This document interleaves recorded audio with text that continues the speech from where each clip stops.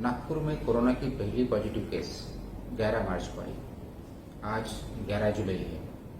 4 महीने कंप्लीट हुए और 4 महीने में आज तक नागपुर में 1789 केसेस पॉजिटिव आए हैं। इसका मतलब ये है कि 120 दिनों में 1789 केसेस, लगभग 1800 केसेस हैं।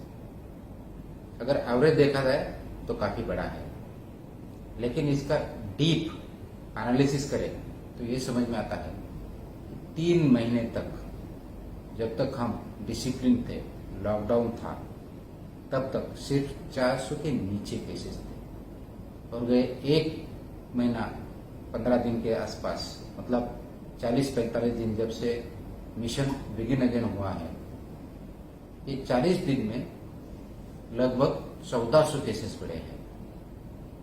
इसका मतलब ये हो रहा है लॉकडाउन खत्म होने के बाद वो डिसिप्लिन, वो नॉर्म्स फॉलो नहीं किए जा रहे हैं। जो 1789 केसेस हैं उसमें से एक नया हॉटस्पॉट हमें जो मिला है वो सेंट्रल जेल है। उसमें से लगभग 500 लोग हमने चेक किया अब तक, उसमें से 311 लोग पॉजिटिव है।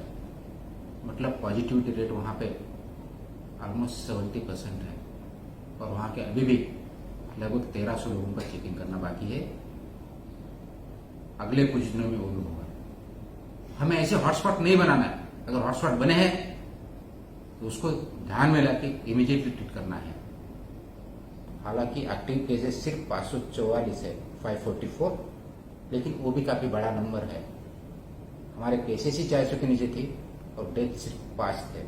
आज डेथ भी 17 हो गए हैं। तो इसका मतलब है कि हमारा जो कोरोना वायरस है वो स्प्रेड हो रहा है और बहुत तेजी से स्प्रेड हो रहा है। ये क्यों हो रहा है? कि जो हमने गाइडलाइन कोविड-19 की दी है वो फॉलो नहीं हो रही है। नागरिकों ने ये फॉलो करना छोड़ दिया है, इसीलिए स्प्रेड ज्यादा बढ़ रहा है और डेथ भी बढ़ रही है। अगर हमने अभी इस पे कंट्रोल नहीं किया तो वो सिचुएशन कंट्रोल के बाहर जाएगी, उसी तरह बढ़ रही है। इसलिए मैं आज आपसे एक बात कर रहा हूं। बात करने का रीजन ये है कि हमने क्या करना चाहिए, जो हमने बताया था, गवर्नमेंट ने बताया है। इसमें पहली चीज है कि सोशल डिस्टेंसिंग मेंटेन करना चाहिए। वो आज ना रास्ते पे दिख रहा है, ना घरों में दिख रहा है, ना ऑफिस में दिख रहा है और इसी वजह से स्प्रेड ज्यादा बढ़ रहा है। दूसरी और सबसे बड़ी बात, रेस्पिरेटरी एटिकेट जो है, इसमें मास्क यूज करना, खांसी या छींक आए तो कंपलसरी एल्बो में लेना, रास्ते पे न थूकना और hand wash again and again करना, ये चीजें हम नहीं कर रहे हैं। इसका रिजल्ट ये हो रहा है कि स्प्रेड हो जा रहा है और स्प्रेड बहुत तेजी से हो रहा है। तो जब तक ये रेस्पिरेटरी एटिकेट्स और सोशल डिस्टेंसिंग हम नहीं मानेंगे, नहीं पालेंगे, तब तक ये बढ़ता जाएगा। और ये रोकना इतना इजी है, बस social distancing, respiratory etiquettes, hand washing habits, ये अगर हम 100%, 110% हर एक आदमी इसका पालन करे तो ये बिल्कुल रोका जा सकता है। इसके साथ ये भी पाया गया है कि हमारा हेल्थ सीकिंग बिहेवियर, जो हम फ्लू है, खांसी है, कफ है, तो हॉस्पिटल में जाना चाहिए, हम छुपा रहे हैं। मेरी आपसे सबसे दरख्वास्त है, प्लीज ये छुपाइए मत, ये खुल करके आ जाइए। आपके डॉक्टर को हो, एनएमसी के डॉक्टर को हो, मेडिकल कॉलेजेस में हो, कहीं भी आपको जहां कंफर्टेबल लगता है, यहां जहां नजदीक है, वहां पे जाके अपना हेल्थ चेकअप कीजिए। छुपाइए नहीं है। जितना ज्यादा छुपाओगे उतना ज्यादा देर हो जाएगा, जितनी ज्यादा देर होगी उतना वो बढ़ेगा और डेथ के चांसेस ज्यादा बढ़ेंगे।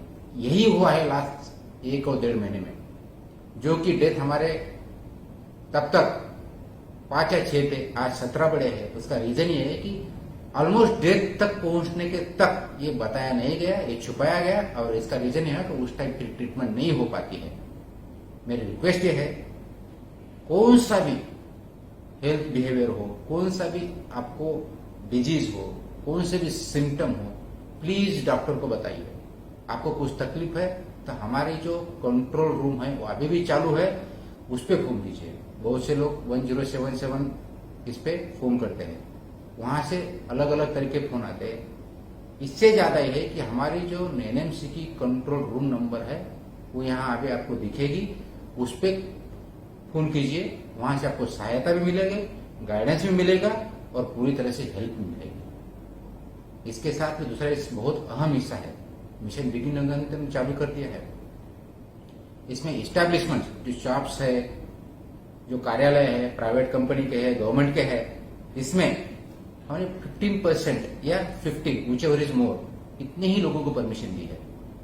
हालांकि लगभग 50% से 100% लोग वहां पे आते हैं। अब तक तो हमने बड़ी पैमाने पे कार्रवाई नहीं की है, लेकिन ये लास्ट वार्निंग है।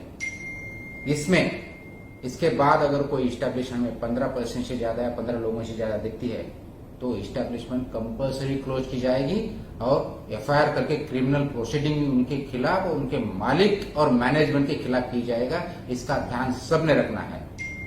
इसीलिए पूरे इस्टेब्लिशमेंट, कोई भी शॉप हो, प्राइवेट ऑफिसेस हो, गवर्नमेंट ऑफिसेस हो, एसेंशियल चीज छोड़ के इनमें सिर्फ 15% या 15 लोग इसमें से जो ज्यादा है वही काम करेंगे। जिसमें ज्यादा है वो रोटेशन से ले सकते हैं, लेकिन 15% से फीसदी से ज्यादा कोई भी इस्टेब्लिशमेंट में कोई काम नहीं करेगा, यह हमें देखना है। और ये करते समय अगर हम ध्यान दें कि सोशल डिस्टेंसिंग और रेस्पिरेटरी एटिकेट जो है वो फॉलो हो और हेल्थ सीकिंग बिहेवियर पूरी तरह से आगे आके छुपाइए मत। मुझे ये भी पता चला है कि कुछ लोग कंपनियां कोई पॉजिटिव आता है तो लोगों को होम क्वारंटाइन करवाती है। Please don't do that. ये पूरा एपिडेमिक एक्ट का वायलेशन है, कोरोना गाइडलाइंस का वायलेशन है। इसको आपको इंस्टीट्यूशनल क्वारंटाइन नहीं करना है, जिसकी वजह से स्प्रेड नहीं होगा, चेन ब्रेक होगी और डेथ नहीं होगा। Please cooperate for the benefit of your self, for the benefit of the society. मेरी आपसे दरख्वास्त है ये रूल्स फॉलो कीजिए, नहीं तो बाकी शहर जैसा फिर से मुझे लॉकडाउन, वो भी कर्फ्यू के साथ लॉकडाउन करना पड़ेगा जो अथॉरिटी शासन ने हमें दी है। मुझे वो कर्फ्यू लगाने की नौबत मुझे फोर्स मत कीजिए। शहर को हमें खुला रखना है, उसकी इकोनॉमी चलाना है, सोशल लाइफ जीना है, लेकिन ये एटिकेट्स और गाइडलाइंस के साथ करना है। इसलिए मेरी रिक्वेस्ट है, please follow the guidelines, save your self, save society and lead life with dignity without compromising corona के guidelines. Subscribe to Nation Next YouTube channel and press the bell icon to get regular updates from Nation Next. Also like Nation Next Facebook page and follow us on Instagram and Twitter.